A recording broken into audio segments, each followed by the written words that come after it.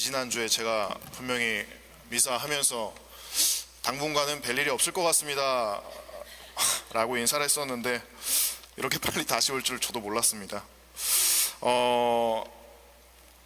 강론을 시작하기 전에 제가 강론을 준비하면서 들었던 의문이 있었는데 우리 신자분들에게도 한번 말씀드리고 강론을 시작해 볼까 합니다.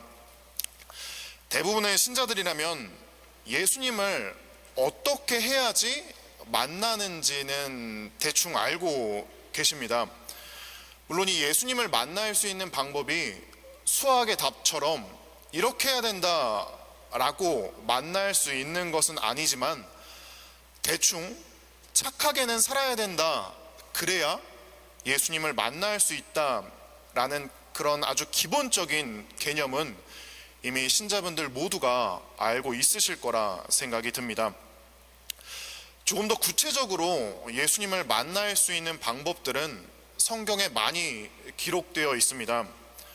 대표적으로 마테오 25장 31절 이하의 말씀을 들어보면 우리가 가장 작은 이들과 함께 할 때 예수님께서 우리와 함께 계실 것이다 라는 말씀을 통해 우리는 예수님이 어떻게 우리와 함께 할 수 있는지 알고 있습니다.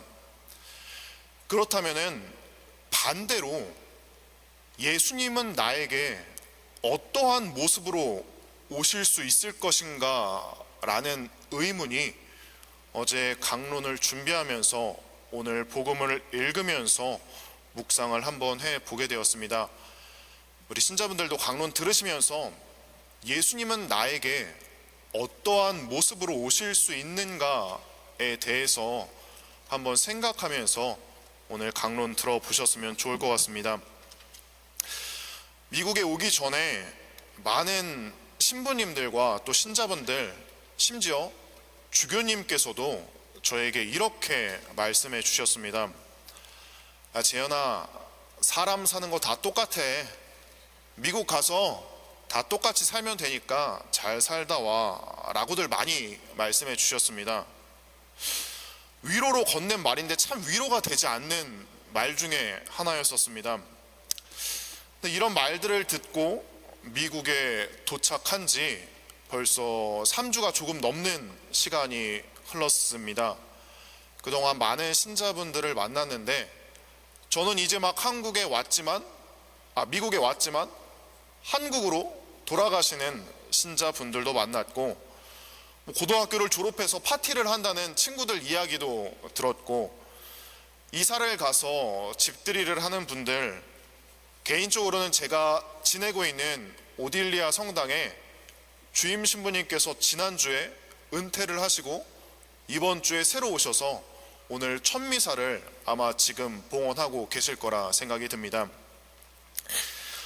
미국에 이제 막 도착한 이방인인 제가 바라본 미국의 모습은 한국에서 살면서 한국 사람들에게 느꼈던 따뜻함과 같은 따뜻함이었고 표현하는 방법들이 조금은 다르지만 같은 사랑의 표현 방법이었습니다.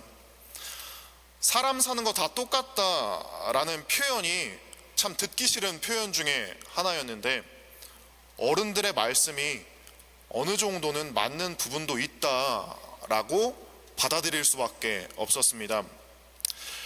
그런데 어제 복음을 읽으면서 그렇다면은 오늘 복음에 예언자는 어디에서나 존경받지만 고향과 친척과 집안에서만은 존경받지 못한다 라는 이 복음 말씀도 사람 사는 거 다 똑같으니 오늘날 우리네 삶에서도 똑같이 적용되는 부분인가 라는 의문이 들었습니다. 당시 사람들은 예수님이 구원자임을 확실히 알지 못했습니다. 그렇게 온 동네를 돌아다니면서 본인이 나는 하느님의 아들이다 라고 떠들어대는 동네 꼬맹이였던 예수님을 그렇게 좋게 바라보지는 않았을 것입니다. 구원자 메시아에 대해서는 정확하게 알고 있었지만 그분이 언제, 어떻게, 무슨 방법으로 오시는지는 몰랐었던 것입니다. 이러한 문제는 비단 옛날 사람들뿐만 아니라 오늘날 우리도 예수님이 다시 우리 삶으로 오실 때 어떻게, 어디서, 어떠한 방법으로 오시는지는 우리 모두 알지 못합니다. 강론에 앞서 말씀드렸던 것처럼 예수님께서는 우리가 가장 작은 이들과 함께할 때 예수님과 함께할 수 있음을 말씀해 주셨습니다만, 이 말씀이 예수님께서 나에게 가장 작은 이들을 통해서만 오겠다라는 말은 아닙니다. 예수님께서 우리에게 오시는 길은 꼭 가난하고 힘든 작은 이들을 통해서 오시는 것이 아니라 우리보다 더 잘났고 우리보다 더 잘 나가는, 또 내가 시기하고 질투하는 사람을 통해서 예수님이 오실 수도 있다는 것을 잊어서는 안 됩니다. 오늘 고향에서 예수님이 인정받지 못한 이유는 예수님을 있는 그대로 받아들여주지 못하고 시기와 질투의 대상으로 바라보는 고향 사람들의 시선과 생각이었습니다. 고향 사람들이 악해서 예수님이 잘못했기 때문에 예수님을 받아들이지 못했던 것이 아니라 나랑 같이 살고 나랑 같이 먹고 즐겼던 예수라는 사람이 어느 순간 나보다 더 잘 나가고 많은 능력을 가지며 사람들을 이끌고 다니는 게 싫었기 때문에 자기 집 앞으로 찾아온 구원을, 바로 내 옆으로 찾아온 구원자를 그들은 바라보지 못하고 쫓아냈던 것입니다. 예수님은 어떤 정해진 모습으로 우리에게 오시지 않습니다.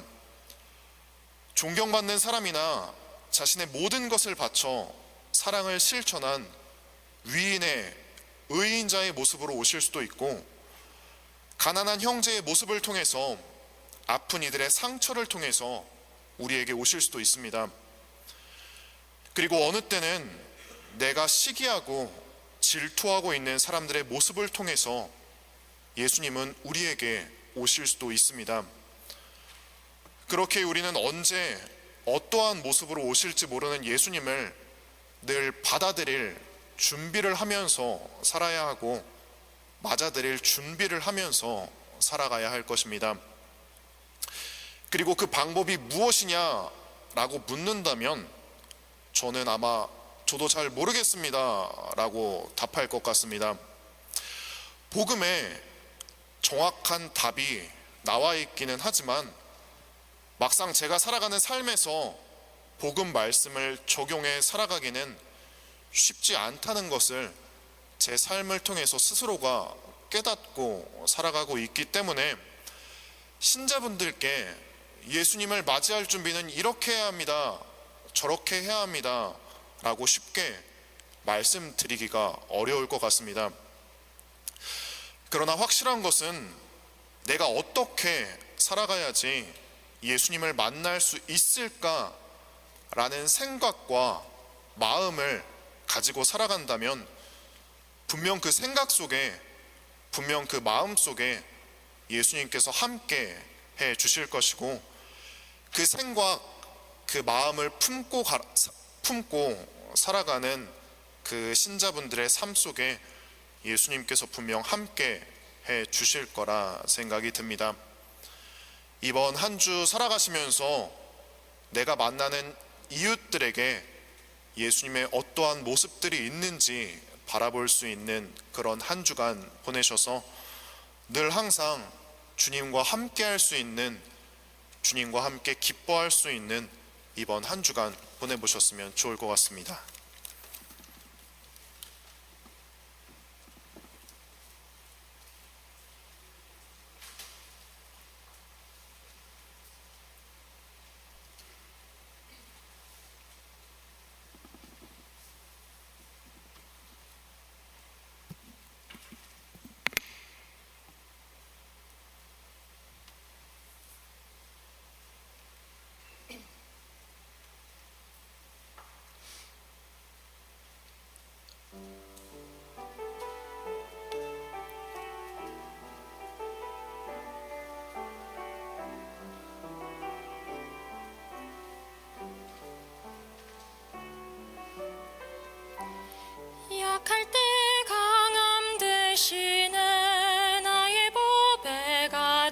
되신 주, 주 나의 모든 것.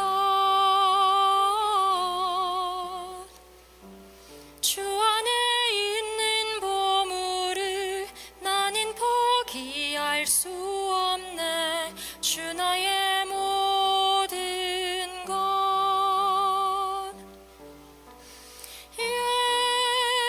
예수 어린 양 존귀한 이름.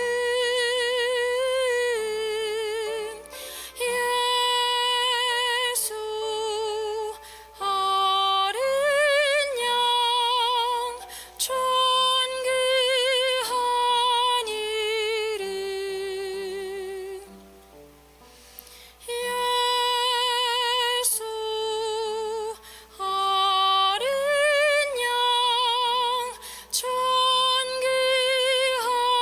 이름.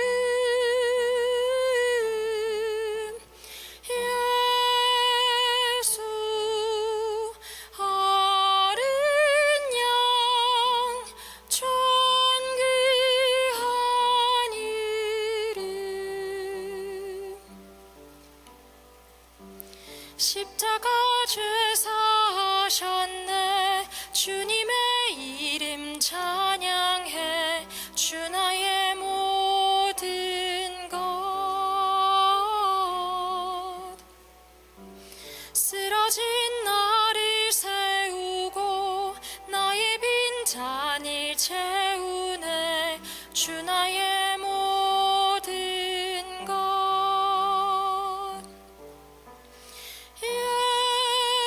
예수 어린 양 존귀한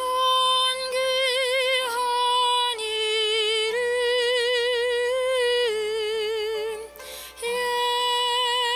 예수 어린 양 존귀한 이름.